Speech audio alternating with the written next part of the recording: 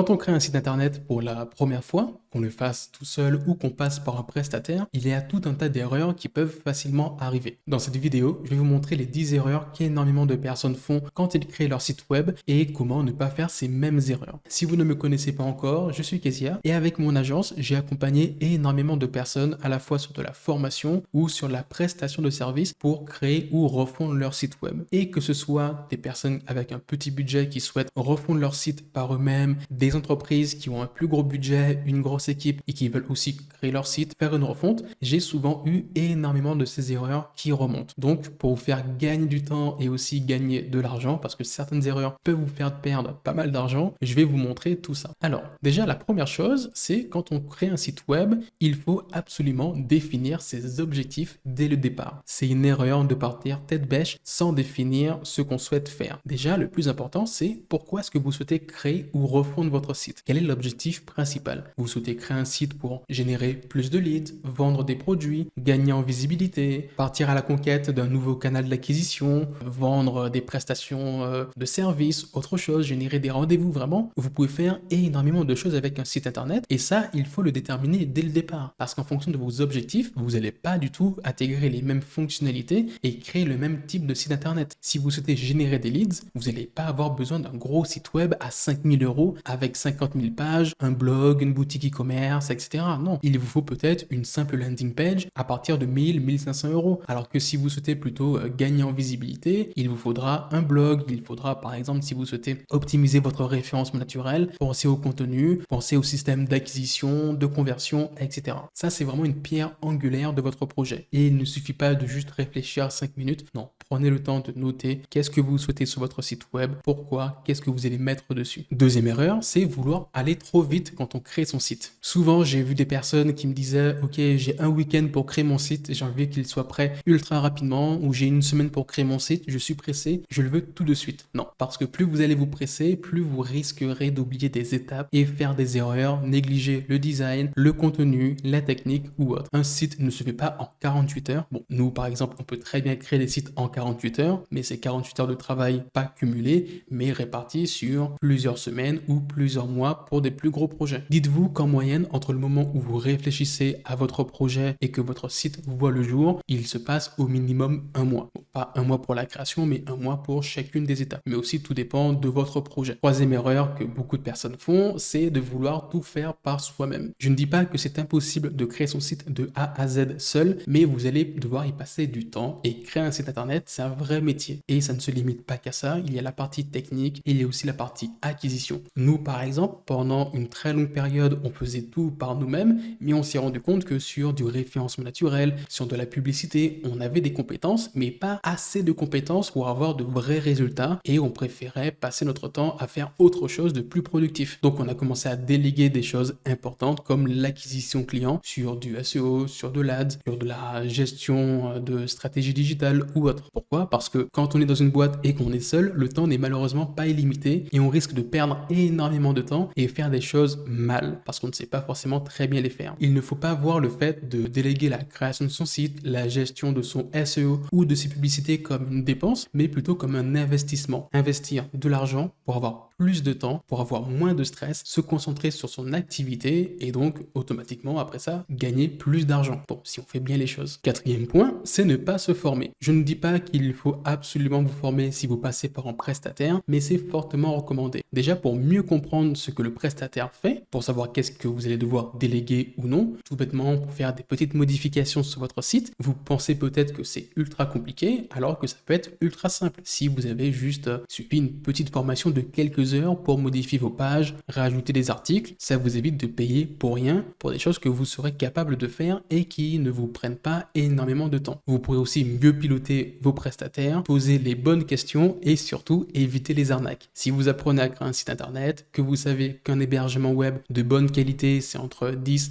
et 20 euros par mois. Quand votre prestataire va vous dire, ouais, mais moi, je vous mets votre site sur un hébergeur à 200 euros par mois, alors que c'est juste un simple site vitrine, là, vous allez sentir l'arnaque. Cinquième point, ne pas se dégager assez de temps. Que vous passiez par un prestataire ou que vous souhaitez créer votre site par vous-même, créer un site va vous demander de toute façon du temps. De l'implication au niveau déjà de l'implication pour gérer votre prestataire, répondre à ses retours, regarder ce qu'il fait, donner votre avis pour qu'il puisse lui aussi bien avancer et que vous n'ayez pas de surprise au bout de quelques mois. Personnellement, j'ai déjà eu 2 clients qui n'étaient pas du tout investis lors de la création du site. Ils ont validé des choses qu'ils n'ont même pas regardé ou regardé en 2 secondes et finalement, on arrive à la moitié, vers même la fin du projet et ils me disent, mais ça, je me souviens pas l'avoir vu ou ça, j'ai répondu trop rapidement, on est passé à la suite. Et donc, ça met à la fois le client et notre agence un peu dans la merde, clairement. Donc, pour ne pas perdre du temps et de l'argent, ayez du temps pour créer votre site. À la rigueur, si jamais vous êtes en train de créer un site et d'un coup vous avez une grosse charge de travail, n'hésitez pas à discuter avec votre prestataire, lui dire que ok, on fait une petite pause de 1 mois dans le projet, le temps que je puisse régler tel et tel souci, comme ça je suis à 100% investi dans le projet. Sixième point,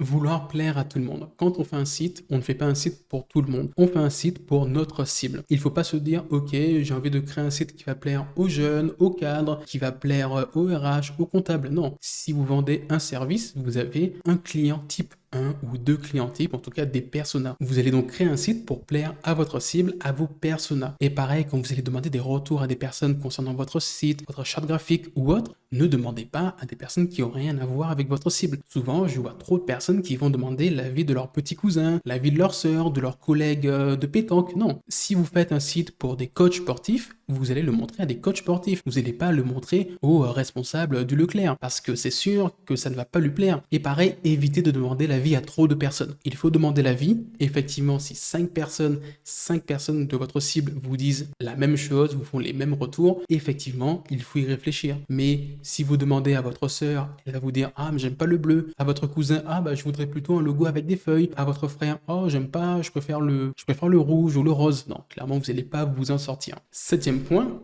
qui rejoint aussi les précédents, c'est de ne pas tester son site avant de le mettre en ligne. Quand votre site, vous voulez que des gens commencent à venir dessus, ne mettez pas juste votre site en ligne comme ça et regardez-le vite fait. Non, allez sur chacune des pages, sur PC, sur téléphone, testez-le comme un vrai utilisateur. N'hésitez pas à le montrer à quelqu'un, regardez comment il navigue dessus, regardez s'il galère à faire telle ou telle chose. Vraiment, il faut tester un maximum votre site pour éviter d'avoir des surprises. Pareil, testez les formulaires de contact, les formulaires de capture, essayez d'utiliser votre site comme un vrai utilisateur. Huitième point, ne pas penser à l'acquisition. Vous vous dites, ok, mon site est terminé, sauf que comment les gens vont aller dessus, comment les gens vont découvrir votre site. Ça, il faut y réfléchir dès le départ. Vous avez un site, comment on va le découvrir? Parce que le plus dur, croyez-moi, c'est pas de créer le site, mais c'est d'attirer du trafic dessus. Pour vous donner un exemple, nous, quand on a fait la refonte du site de notre agence, on a passé pas mal de temps, je pense en cumulé peut-être entre 80 et 100 heures, mais concernant l'acquisition client, ça c'est autre chose. Vu que l'acquisition, c'est ce qui nous ramène des clients, on y passe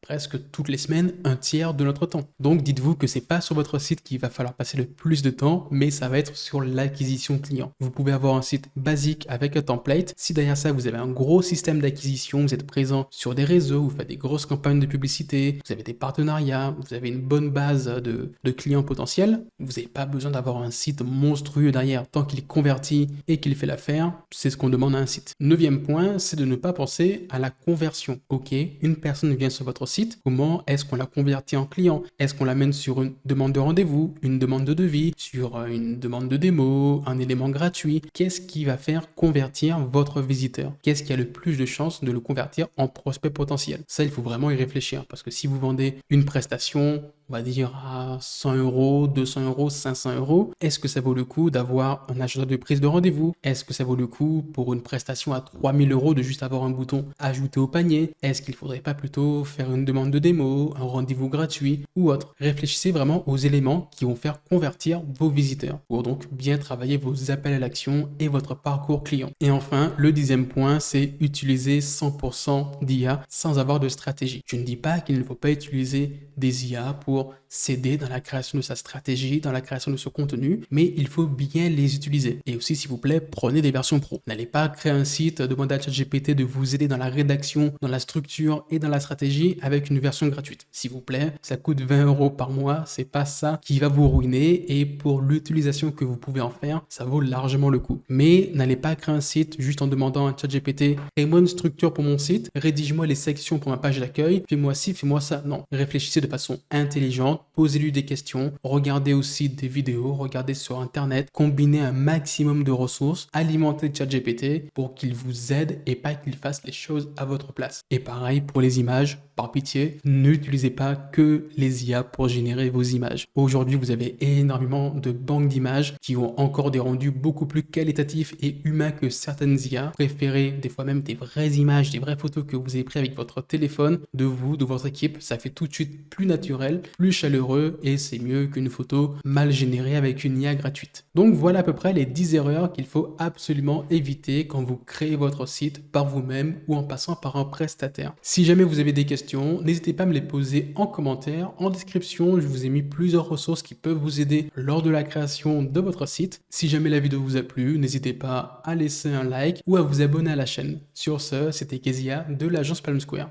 Ciao.